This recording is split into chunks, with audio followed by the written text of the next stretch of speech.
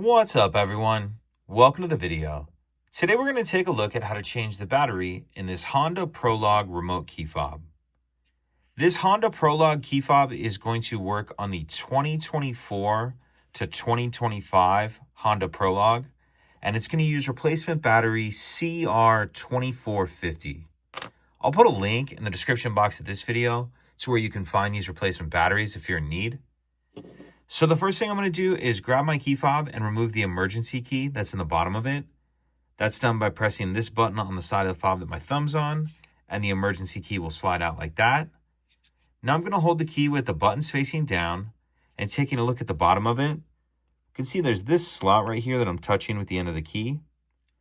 What I'm going to do is take my key and just push it in that slot as far as it will go. Just the end of the key fits in there. And then I'm just going to angle it up like this and pry up on the back cover.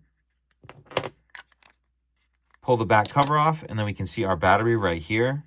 Then what I'm going to do is take my emergency key, and in one of these two slots, just get my key in there like this, and get under the edge of the battery.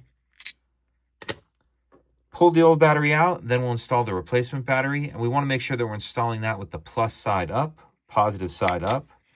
And I'll tuck that edge in first like that, and then snap it down into place. Then we'll put the back cover on. And on the top of the back cover, you can see it's kind of curved there. I'm going to start that on first like that, and then snap it down into place.